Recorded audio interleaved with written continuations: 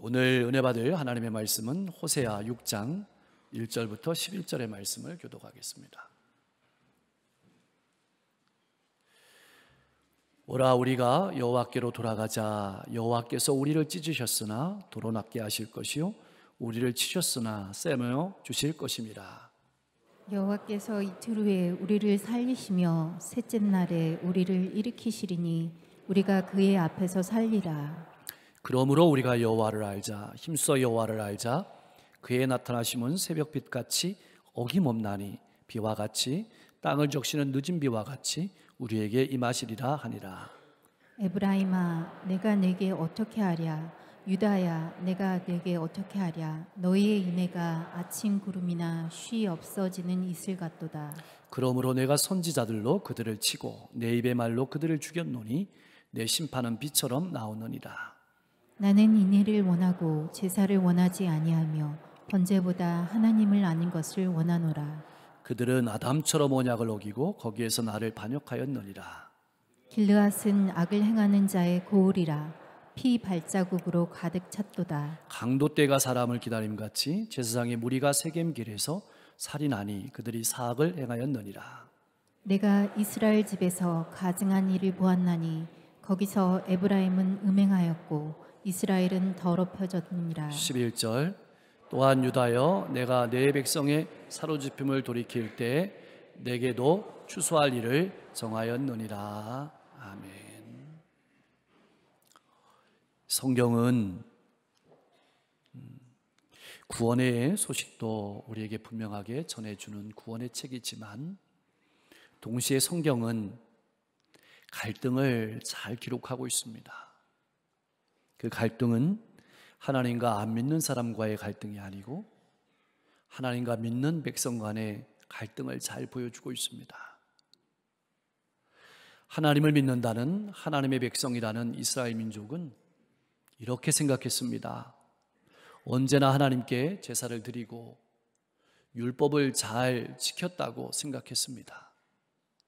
그래서 하나님께서는 당연히 자기들에게 복을 주셔야 된다고 생각했습니다. 그러나 하나님의 생각은 달랐습니다. 그 다른 하나님의 생각이 말라기 1장 10절 말씀에도 잘 나와 있습니다. 우리 같이 한번 읽어보겠습니다. 만군의 여호와가 이르노라, 너희가 내 제단 위에 헛되이 불사르지 못하게 하기 위하여 너희 중에 성전문을 닫을 자가 있었으면 좋겠도다. 내가 너희를 기뻐하지 아니하며 너희가 손으로 드리는 것을 받지도 아니하리라. 아멘. 왜 이렇게 말씀하시는 것일까요? 제사 드리기 전과 제사를 드린 후의 삶이 달라진 것이 없었기 때문입니다. 제사를 드리고 삶으로 돌아가서는 제사 드리기 전과의 삶과는 전혀 다를 바가 없었기 때문입니다. 이것이 하나님과 하나님의 백성들 사이의 갈등이었습니다.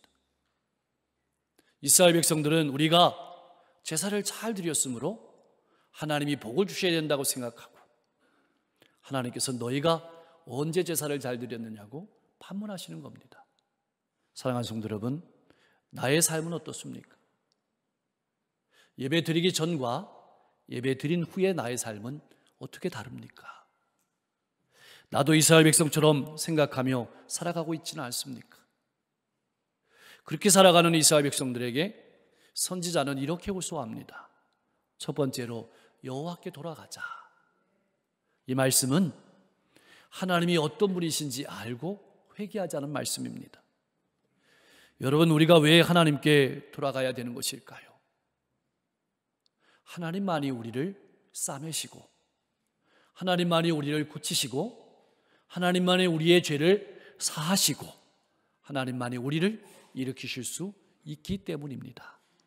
신명기 32장 39절은 하나님께서 자신을 이렇게 말씀하셨습니다. 같이 한번 고백합니다.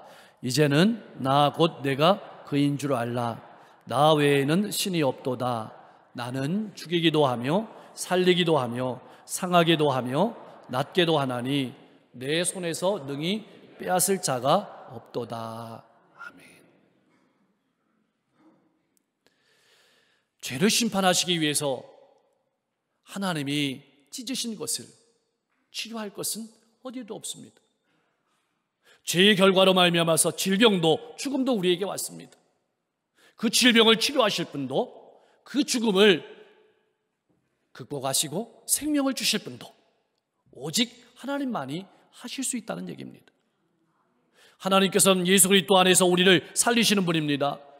우리의 죄악을 씻으시고 우리의 고통과 아픔을 싸매시고 생명을 얻는 길은 오직 예수 그리스도밖에 없음을 알아야 합니다. 예수님의 보혈만이 깨끗하게 하는 것입니다. 그렇게 하나님께로 돌아올 때 2절 말씀에 보니까 우리가 그의 앞에 살리라 이렇게 고백하고 있습니다. 이 말씀은 백성이 돌아올 때 경험하게 될 놀라운 결과를 말해주고 있습니다.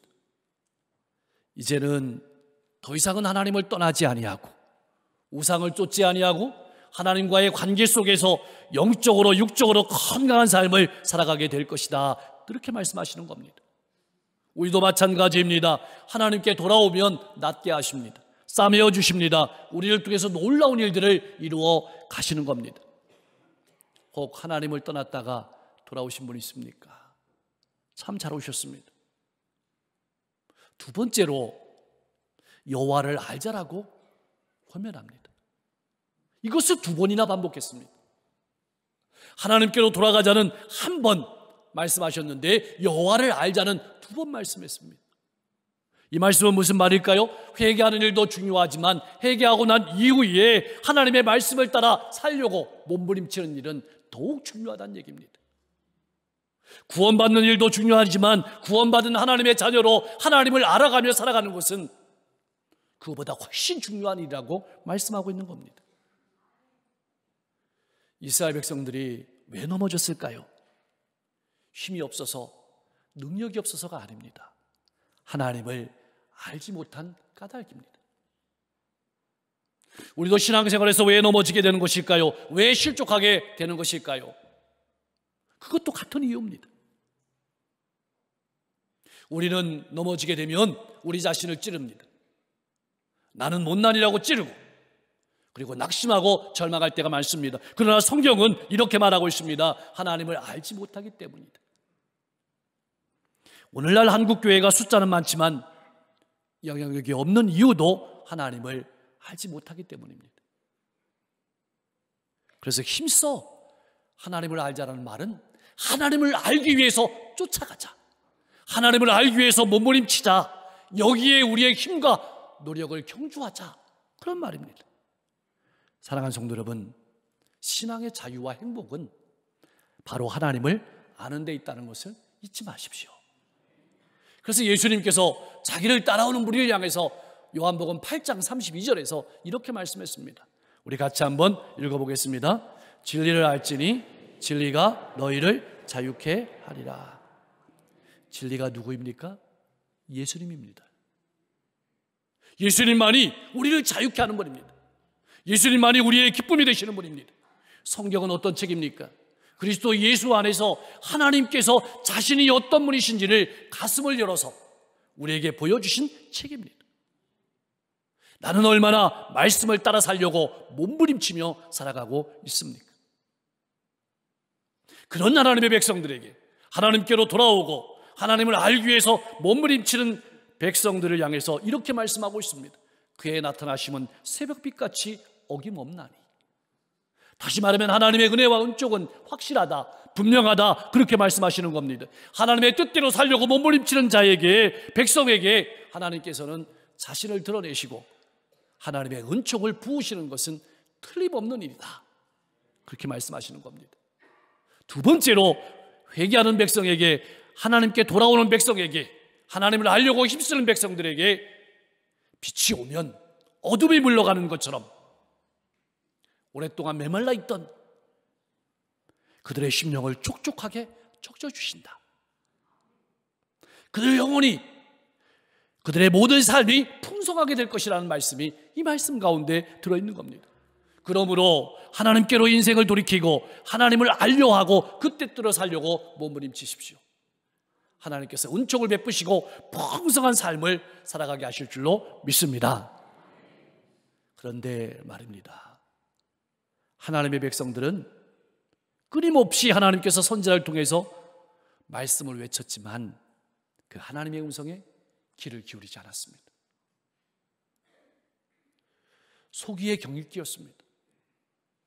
인생의 매를 맞으면서도 깨닫지 못하고 고집을 부렸습니다. 신앙의 고집이 얼마나 무서운지 모릅니다. 자기 방법대로 자기의 길로 걸어가고 말았습니다. 그렇게 자기 뜻대로 자기 마음대로 제 길을 고집하며 걸어가는 하나님의 백성을 바라보시는 하나님 아버지의 간절한 마음이, 사랑이 담긴 신음소리가 4절의 말씀입니다. 이렇게 표현하고 있습니다. 내가 내게 어떻게 하랴? 어떻게 해주면 되겠느냐? 그걸 2번씩이나 말합니다. 내가 내게 어떻게 하랴? 아무리 설득해도 듣기를 거부하는 자녀를 향해서 다시 하나님은 마음을 잡으시고 사랑으로 설득하시는 음성이 이 음성입니다. 하나님의 한력 없는 사랑의 표현입니다. 내게는 이러한 하나님의 음성이 들립니까? 왜 하나님께서 이렇게 울면서 탄식하면서 말씀하시는 것일까요? 이스라엘 백성들의 사랑이, 이스라엘 백성들의 신앙이 아침 구름 같기 때문입니다. 쉬 없어지는 이슬과 같기 때문입니다. 무슨 말일까요? 입술로는 하나님을 사랑하고 이웃을 사랑한다고 말하고 때로는 사랑하는 것처럼 보이지만 쉽게 마음이 변해버립니다. 조금만 마음에 맞지 않으면 그만둡니다. 마치 아침 이슬처럼 빨리 사라져버리는 삶이었습니다. 나의 신앙생활은 어떻습니까? 아침 구름과 안개와 같은 삶은 아닙니까?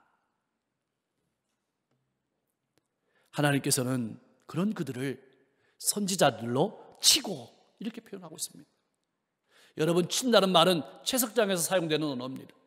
채석장에 가면 돌을 가르게 되죠. 다시 말하면 하나님의 말씀, 선지자들의 입을 벌려서 하나님의 심판을 선포하는데 그 말씀은 그들의 가슴을 도려내는 것과 같은 견딜 수 없는 고통이었다는 것입니다. 그리고 그 말씀대로 반드시 이루어진다는 겁니다. 하나님의 심판은 태양이 떠오르는 것이 확실한 것처럼 택하신 백성의 모든 삶이 밝히 드러나게 될 것이라고 말씀하고 있는 겁니다. 왜 하나님께서는 말씀대로 그들을 치셨을까요? 6절이 그것을 잘 말해주고 있습니다. 이번 주 암송 9절인데요, 여러분 마음에 새기시면서 늘 그 의미를 돌아보시기 바랍니다. 6절 말씀은 참 오해하기 쉬운 말씀입니다. 제사가 필요 없다는 말씀이 아닙니다. 번제를 원하지 않는다는 말씀이 아닙니다. 이 말씀은 사랑이 담긴 제사, 삶이 담긴 제사를 원하신다는 말씀입니다. 하나님의 백성들이 삶이 아침 이슬처럼 쉽게 사라지는 구름처럼 늘 고백하고 은혜 받는 자리까지는 가지만 딱 거기까지였습니다. 하나님 앞에 삶으로 드리는 예배가 없었던 것입니다. 하나님의 말씀을 듣고 깨달았지만 중요한 것은 삶으로 드러난 적이 없다는 겁니다. 그러기에 세상 사람들과 다를 바가 전혀 없는 삶으로 하나님의 마음을 아프게 했다. 이것이 이스라엘 백성들을 고발하는, 우리의 삶을 고발하는 하나님의 아픈 마음입니다. 오늘 나의 이야기는 아닙니까? 히브리서 기자는 이러한 신앙인들을 히브리서 5장 12절 말씀에서 이렇게 고발했습니다. 같이 한번 읽어보겠습니다. 때가 오래되었으므로 너희가 마땅히 선생이 되었을 터인데 너희가 다시 하나님의 말씀의 초보에 대해서 누구에게서 가르침을 받아야 할 처지이니 단단한 음식은 못 먹고 젖이나 먹어야 할 자가 되었도다. 아멘. 여러분, 젖은 기간되면 떼야 됩니다. 근데 매년 젖을 먹고 있다면 부모의 마음이 어떻겠습니까? 사랑하는 성도 여러분, 제사의 진정한 목적은 무엇일까요? 여러분은 어떻게 알고 있습니까? 많은 이스라엘 백성들은 제사의 목적을 죄의 형벌을 감하는 걸로 알고 있었습니다. 용서에 초점을 두었습니다. 근데 제사의 목적은 거기에 있는 것이 아닙니다. 다시는 죄를 짓지 말라는 것입니다. 죄의 결과가, 죄의 고통이 너무나도 크기 때문에 죄를 짓지 말라고 하는 겁니다. 그래서 제사를 드리면서 죄에 대해서는 이를 갈아야 합니다.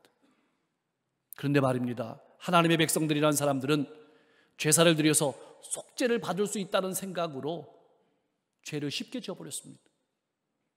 다음에 제사 때 가서 또 동물을 잡으면 되지. 그런 신앙인들을 향해서 울면서 하시는 말씀이 오늘 본문의 말씀입니다. 하나님이 진정으로 원하시는 예배는 하나님을 사랑하고 이웃을 사랑하는 삶으로 하나님께 예배하는 것입니다. 오늘 이 시간 나의 예물은 무엇입니까? 헌금은 드렸는데 다른 사람의 마음을 아프게 하고 이 자리에 나와 있지 않습니까? 아내의 마음을, 남편의 마음을, 부모의 마음을, 자녀의 마음을, 이웃의 마음을 아프게 하고 상하게 하고 이 자리에 나와 있지 않습니까? 그러한 나를 향해 우시는 아버지의 음성이 오늘 본문 말씀입니다. 7절에서 9절 말씀은 교회가 어떤 곳인지를 잘 말해주고 있습니다. 여러분, 교회의 본질은 살리는 곳입니다. 교회는 보호해주는 곳입니다. 7절, 8절, 9절 말씀에 나오는 장소는 길르앗과 세겜이라는 장소는 억울하게 고통받은 사람들을 보호해주는 것입니다. 지켜주는 것입니다. 그런데 생명을 구원해야 될 제사장들이 오히려 생명을 죽이는 장소가 되었다고 표현하고 있습니다. 무슨 말일까요? 어떤 제사장이 사람을 칼로 죽일까요? 이것은 은유적인 표현입니다. 제사장들이 하나님의 말씀을 바로 전하고 바른 삶을 살아가면 성도들의 삶이 살아나지만, 제사장들이 인간의 소리를 하고 엉뚱한 소리를 하면 바로 이것이 사람을 죽이는 것이 되는 겁니다. 살인이 다른 것이 아닙니다. 영혼을 죽이면 살인이 되는 겁니다. 11절의 추수는 하나님의 심판을 가리키는 말입니다. 추수라는 말은 좋은 말입니다. 그런데 여기서 추수는 하나님의 심판, 하나님의 추수를 가리킵니다. 갈라디아서 6장 7절 말씀은 분명하게 선포하고 있습니다. 스스로 속이지 말라. 하나님은 업신여김을 받지 아니하신다. 여러분, 하나님은 속지 않으신다는 얘기입니다. 사람이 무엇으로 심든지 그대로 거두리라. 여러분, 우리가 받은 구원은 절대 공짜가 아닙니다. 값없이 은혜로 받았지만 그건 예수의 피값을 주고 사신 절대 공짜 구원이 아닙니다. 그 값을 찾으시는 겁니다. 예수님께서 나를 위해서 자신의 몸을 찢어주셨듯이 내 몸을 찢어서 다른 사람들에게 나누어주는, 다른 영혼을 살리는 사람이 그리스도인입니다. 다시 한번 일어나십시오. 하나님을 아는 사랑이 충만한 예배자의 삶을 살며 인생의 추수 때 남는 것이 있는 인생이 될 수 있기를 소망합니다. 사랑하는 성도 여러분, 이스라엘 백성들은 입술로는 하나님께 돌아가자, 하나님께 돌아가자 선자들이 외치면 그렇게 말하면서 모이기는 힘썼습니다. 어쩌면 더 많이 모였습니다. 더 많은 제사를 드렸습니다. 더 많은 제물을 드렸습니다. 더 많은 말씀이 선포되었는지 모릅니다. 그러나 말씀을 듣고 은혜를 받는 것으로 끝나고 말았습니다. 예배당에서의 삶으로 끝나고 말았습니다. 삶으로 열매 맺는 신앙을 해야 되는데 입술과 보이는 예배로만 만족하려고 한 것이 하나님의 마음을 아프게 했던 것입니다. 오늘날 어쩌면 우리도 이스라엘 백성들과 마찬가지로 그럴 수 있습니다. 예배당을 밟는 것으로 하나님께 영광을 돌렸다고 만족하며 살아가는 것은 아닌지 살펴보아야 합니다. 혹 헌금을 드리고 성경 공부를 했다고 신앙생활 잘한다고 자부하고 있는 것은 아닌지 살펴보아야 합니다. 이쯤 되면 나는 복을 받아야 되는 사람이라고 생각하고 있는 것은 아닌지 살펴보아야 합니다. 지금 한국교회는 엄청난 위기를 맞이하고 있습니다. 많은 사람들이 숫자가 줄어간다고, 숫자가 줄어드는 것도 분명히 문제입니다. 그러나 그것은 본질적인 문제는 아닙니다. 병전 전에는 지금보다 10분의 1도 안 되는 그리스도인들이 예수를 믿었지만 사회에 엄청난 영향력을 발휘했습니다. 더 큰 위기는 하나님의 말씀을 삶으로 살아내는 성숙한 성도의 모습이 보이지 않는다는 것입니다. 세상의 가치관과는 다른 건강한 복음의 가치관을 가지고 살아가는 교회의 건강한 모습이 보이지 않기 때문입니다. 또 다른 형태의 예배, 또 다른 기도, 또 다른 집회로만 끝나는 것은 아닌지 우리가 살펴봐야 합니다. 그런 우리를 향해서 마음 아파하시면서 울면서 신음하시면서 하시는 말씀이 6절의 말씀입니다. 왜 하나님께서 이스라엘 백성들을 향해서 우시며 말씀하시는 걸까요? 그들에게 제사가 없었던 것이 아닙니다. 제사는 많았습니다. 말씀도 많았습니다. 그런데 세상 사람과 전혀 다른 삶을 보여주지 못했습니다. 무엇보다 진정한 복이 무엇인지 깨닫지 못했습니다.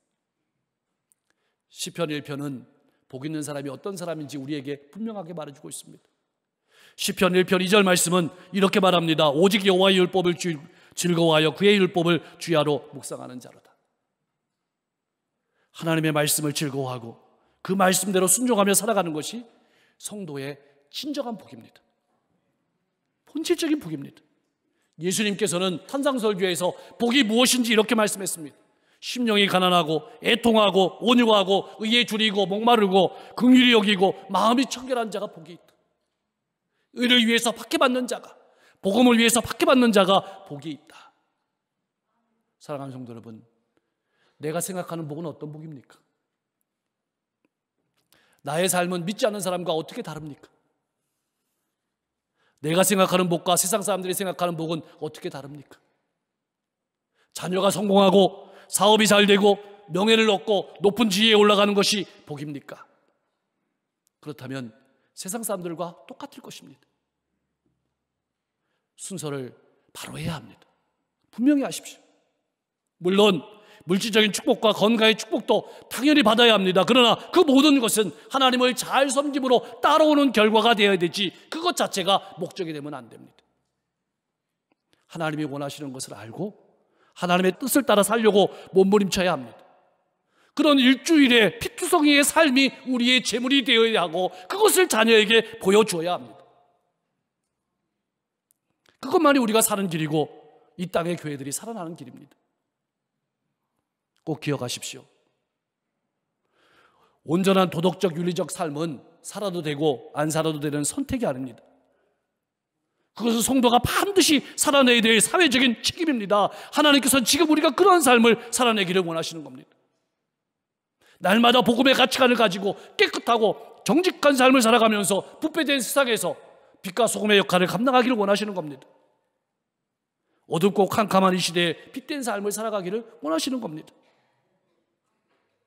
그래서 우리가 예배드리러 나올 때 그러한 몸부림이 가득한 삶의 열매들을 가지고 나와서 제물로 드려야 하는 겁니다. 이런 제물일 겁니다. 하나님, 말씀을 듣고 사랑하려고 했는데 수학이 들다가 내려놨어요. 용서하라고 갔는데 가다가 돌아왔어요. 용서하려고 입을 떼려는데 입이 안 떨어져요. 이게 우리의 제물일 겁니다. 그럼 하나님이 마음을 만지시는 겁니다. 생각을 만지시는 겁니다. 기적을 일으키시는 겁니다. 그래서 하나님의 능력으로 되는 겁니다. 그것이 우리 성도가 보여줘야 될 삶의 모습입니다. 그래야 하나님 우리 예배도 받아주시고 우리를 통해서 놀라운 역사를 이루어 가시고 우리의 영과 육이 살아나고 기쁨과 즐거움이 넘치는 삶이 될 겁니다. 우리의 남은 인생이 그러한 열매로 가득한 행복한 인생이 될 수 있기를 주님의 이름으로 간절히 축원합니다.